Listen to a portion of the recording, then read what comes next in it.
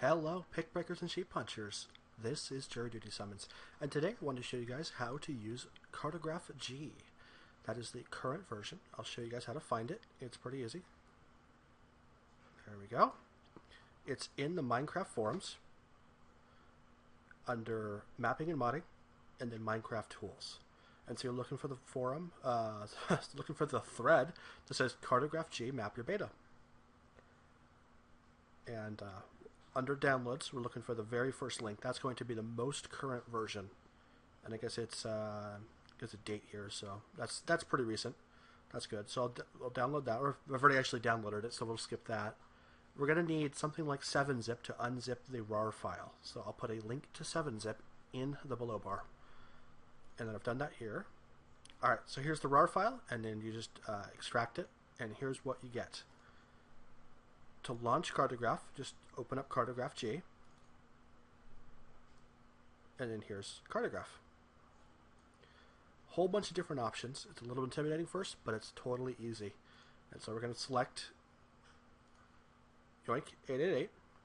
I've already rendered it once, so let me get rid of that so we can re-render it. Alright, so the basic options are style. This is the kind of map you're going to render. There's a whole bunch of options here. For now, for this example, we're just going to stick with normal. Orientation, north up, is the typical way you want to do it. That's the way people for the most part, think about maps. We'll leave it like that, but you can do it any way you want. Block filter, if you wanted to just see the distribution of one kind of particular block, you could render it that way. So, for instance, if you just wanted to see how much iron is in the world, you could just render iron ore.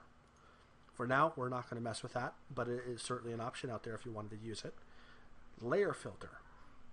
If you only wanted to show a certain number of layers just to see a particular building, or even if you wanted to chop off the top of a building, you could use these different options here. Alright, and there's some other options here. Ignore water, cave mode, nether mode, wolfscopy. Wolfscopy.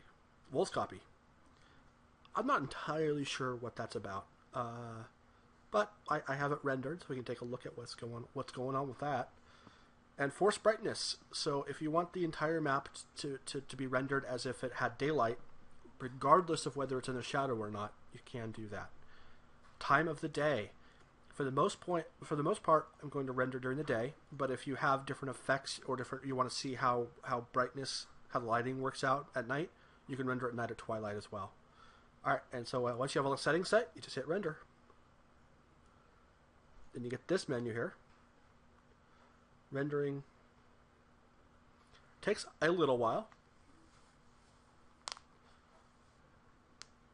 Not too long, thankfully.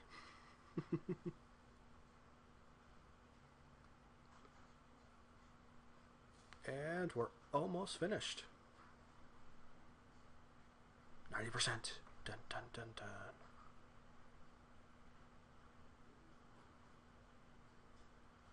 There we go, we're finished. Once it comes back to the screen, it means you're all done.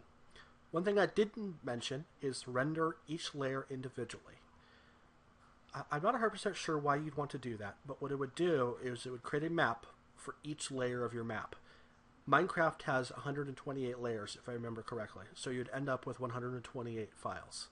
That means the rendering process is going to take quite a bit longer, maybe 10 to 15, 20 minutes maybe, depending on your computer.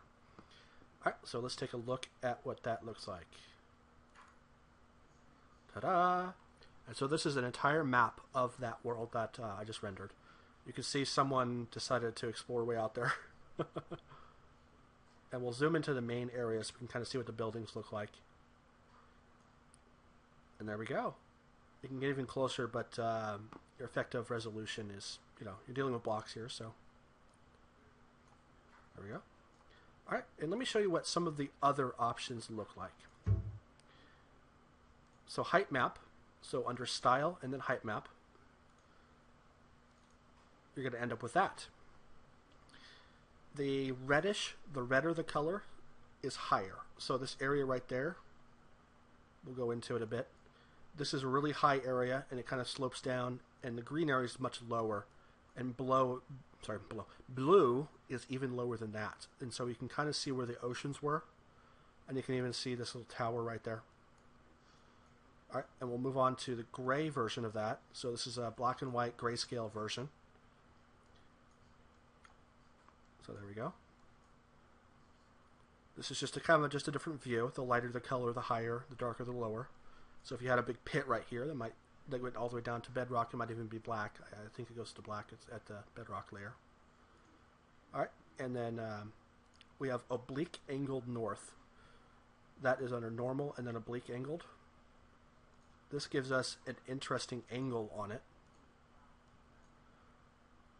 So you can kind of get a better view of what's going on the map. So a bit of a 3D view to it, which is pretty nice. Depends on what you're trying to accomplish, of course. And then we have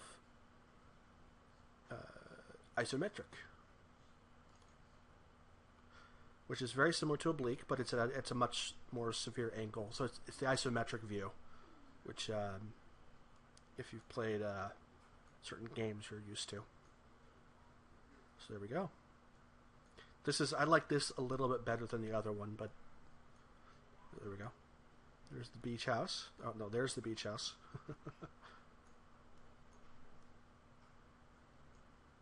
And there's my failed attempt at a mushroom farm, which I was going to make a video out of, but I ended up deciding not to. Alright, and so over here, so this would be set to normal and then cave mode. Cave mode generates something like this. This shows you all the underground caves, anything below ground. And I think it's the redder, the deeper it is, I believe. Maybe red's lava. I'm not 100% sure on that. So you can see that the winding caves all over the place.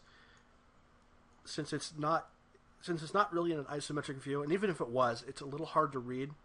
But it certainly kind of shows you where there's tons of like really big cave systems, and then where there's some isolated ones. And we have one more. This is the woloscope. Woloscopic. Why woloscopic? I don't know. I'm not entirely sure what this does for you.